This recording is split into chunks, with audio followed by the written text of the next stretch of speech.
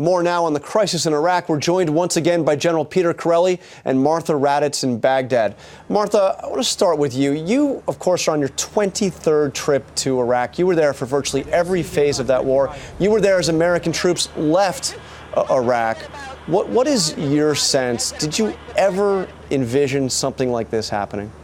I think it was always a danger, John. All of us had great hope. I loved talking to the soldiers on that way out in that convoy. I think we were together for about 45 hours driving out into Kuwait, and all of them said they had great hope, but all of them said that very hesitantly. I think when I walk around these streets, I see people who lost their legs. We passed a store today. It was a store full of wheelchairs out on the street. You know, the Iraqi people have suffered so much, too. I was talking to a couple of 21-year-olds thinking they were 9 years old when the war started. They had the war most of their lives, and there was some hope, but now probably launched back into war, if not in Baghdad, certainly in other parts of the country. And General Karl, you spent 2 years of your life in Iraq, and you saw nearly 700 men and women under your command who lost their lives. What can you say to those families now as they see al-Qaeda on the move in Iraq falling into chaos? I don't really know what you say to those families. This has got to be so difficult for them. It's difficult for the almost 4,500 survivors who have lost loved ones in Iraq. It's difficult for all the wounded.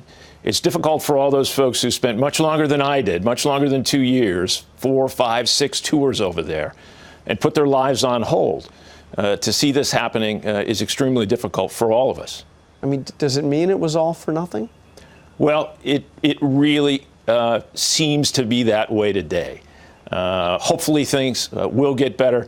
But I fear that, you know, we just celebrated the 70th anniversary of D-Day, and those great Americans, not only after the war, but on this anniversary, we were able to go back and see what their sacrifice and the sacrifices that they left behind were able to accomplish. I fear we have a generation of warriors that will not have that opportunity to ever go back to Iraq and really see what their sacrifice was able to provide for the Iraqi people. At least that's how it seems today. Martha, what are you hearing from the troops that you spent time with in Iraq? I know some of them have been reaching out to you. What are they saying? They're really terribly, terribly upset, John. I'm going to steal the words of one soldier because they're kind of the same words I would say. It kills my heart. Well, Martha Raddatz, General Peter Chiarelli, thank you very much for joining us. We now honor our fellow Americans who serve and sacrifice. This week, the Pentagon released the names of 6 soldiers killed in Afghanistan.